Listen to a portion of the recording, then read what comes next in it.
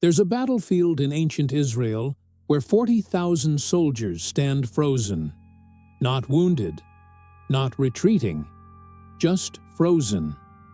A giant walks out every morning and hurls the same challenge across the valley. And every morning, these trained warriors feel their chests tighten and their minds go blank. But standing somewhere in that camp is a teenage boy who will hear the exact same words and feel something completely different. The question isn't why David was brave. The question is why everyone else became paralyzed when facing the identical threat. The valley of Elah stretches wide and dusty between two armies. The Philistines hold the high ground on one ridge. The Israelites mirror them on the opposite side. Between them lies open space, the traditional arena for single combat that would decide the outcome without mass bloodshed. This is how wars were sometimes settled in the ancient Near East. One champion against another. Winner takes all. It was supposed to be efficient. It was supposed to be honorable. But efficiency collapses when your champion is over 9 feet tall, covered in bronze armor weighing more than a grown man, and carrying a spear with an iron point that weighs 15 pounds. Goliath of Gath steps forward every morning and evening for 40 days. His voice echoes across the valley. He's not just challenging the Israelites.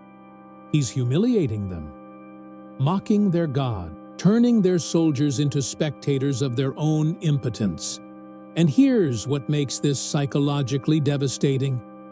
Every single man in that army knows that someone has to fight him. King Saul has even offered a fortune, tax exemption, and his own daughter in marriage to whoever defeats this giant. The reward is extraordinary. Yet no one moves, not because they lack courage in general. These are battle-tested soldiers. They've fought before. They'll fight again. But when Goliath speaks, something inside them shuts down. This is where we need to understand what psychologists would later call threat perception. When humans encounter danger, our brains make split-second calculations. How big is the threat? How capable am I? What are my odds? For the Israelite soldiers, the calculation is brutally simple.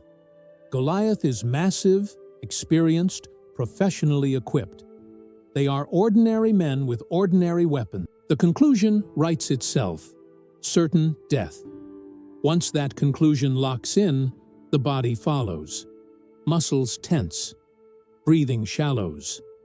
The mind starts generating worst-case scenarios in vivid detail. And the more you imagine your own defeat, the more real it becomes. Fear isn't just an emotion. It's a forecast that the brain treats as fact. Then David arrives. He's not even a soldier. He's a shepherd bringing food to his older brothers. He's probably 17, maybe younger. He walks into this atmosphere of collective dread and hears Goliath shouting his challenge. But something strange happens in David's mind. He doesn't see what everyone else sees. And this is the psychological turning point that changes everything. David asks the men around him what's being offered to whoever kills this Philistine. They tell him, fortune, freedom from taxes, the king's daughter. David's response is telling. He doesn't say, I wish I were strong enough. He doesn't say, if only I had armor and training. He asks, who is this uncircumcised Philistine that he should defy the armies of the living God? Notice the framing. While everyone else is focused on Goliath's physical dimensions, David is focused on a completely different category. He's making it a question of legitimacy and authority, not size and strength. This is where David's past becomes crucial. For years, he's been alone in the wilderness protecting sheep, not from rival shepherds, from lions and bears. When a predator came for his flock, there was no army to back him up, no one to call for help, just David, his staff, and the immediate necessity of action. He learned something profound in those moments. He learned that survival doesn't always go to the biggest or the strongest. It goes to whoever acts decisively with whatever tools they have. More importantly, he developed an internal reference point that had nothing to do with human approval. When a lion attacked, there were no crowds watching, no one to impress, no one to shame him if he failed, just the clarity of purpose and the execution of skill. So when David hears Goliath, his brain isn't running the same calculation as the soldiers. They're comparing themselves to Goliath. David is comparing Goliath to the predators he's already faced. And in that comparison, something shifts. A bear doesn't care about your armor. A lion doesn't negotiate. They're pure threat. And David had already learned to move through fear toward action. But there's something even deeper happening here. David's identity isn't wrapped up in being a warrior.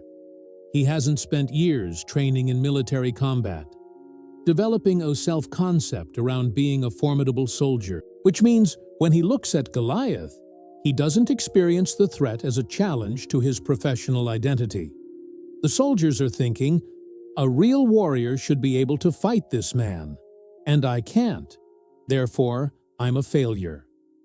David is thinking, this man is insulting God and threatening my people. Someone needs to stop him. I've stopped threats before. King Saul summons David. You can imagine the scene, this teenager standing before the king offering to fight the giant that's paralyzed an entire army.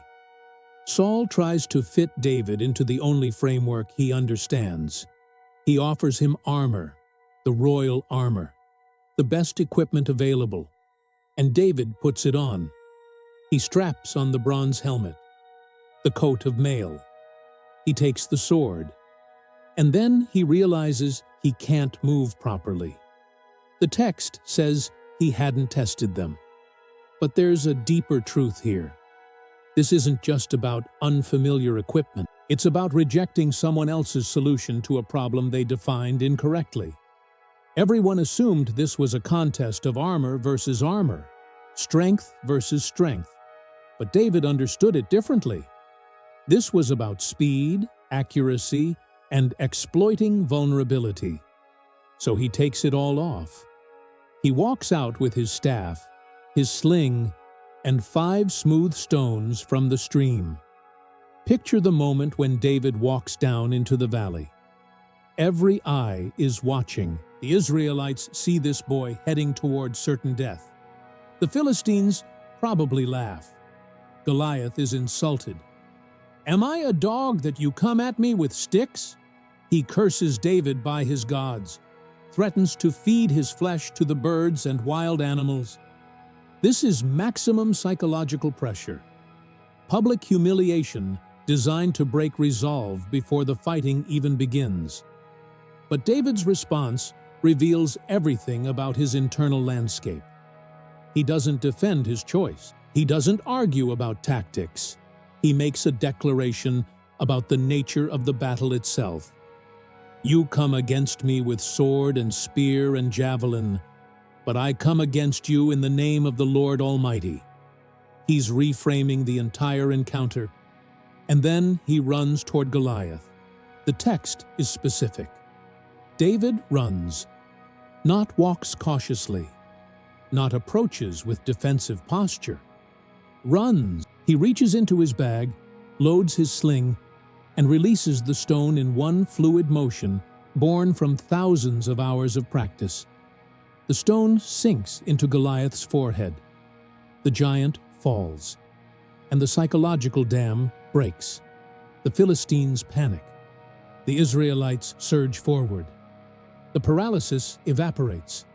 One action by one person who saw the situation differently changed the emotional reality for thousands. If you've found yourself thinking differently about this story, about how fear operates and why some people move forward while others freeze, consider subscribing. We explore the psychological depths of biblical narratives because these ancient stories reveal patterns that still govern human behavior today.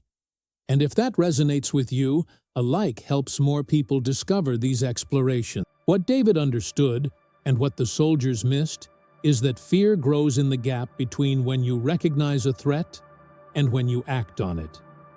The longer you stand still calculating odds and imagining failure, the more real the failure becomes in your nervous system. The soldiers had 40 days to rehearse their defeat. David had 40 seconds between hearing the challenge and deciding to act. He didn't give fear time to compound, but even more than timing, David had something the soldiers lacked: an internal conviction that existed independent of external validation. He wasn't trying to prove he was brave. He wasn't trying to earn respect or live up to a military ideal. He had already defined himself through previous private battles that no one witnessed or applauded. So when the public moment came, he wasn't performing courage. He was simply being consistent with who he'd already become. The aftermath matters too. David doesn't become a different person. He faces jealousy, betrayal, exile. Success against one giant doesn't mean immunity from all future threats, but he carries forward a fundamental insight. The way you perceive a challenge determines whether you're defeated before you begin. And that perception is shaped not by the size of the obstacle, but by the clarity of your purpose and the depth of your prior experience. Here's something worth considering in your own life, something I'd genuinely be curious to hear your thoughts on in the comments. When you faced your own version of a giant, what made the difference? Was it a shift in how you framed the challenge? Or was it something you'd already learned in a smaller, private battle that no one else knew about? Share your perspective, because often the insights from our own experiences illuminate these ancient stories in ways that analysis alone cannot. The soldiers in the valley weren't cowards. They were trapped by a single story about what the situation meant and what the outcome would be. David walked into the same situation with a different story, and the stone that fell Goliath wasn't just a piece of rock moving through space. It was the physical expression of a mind that refused to accept someone else's definition of impossible.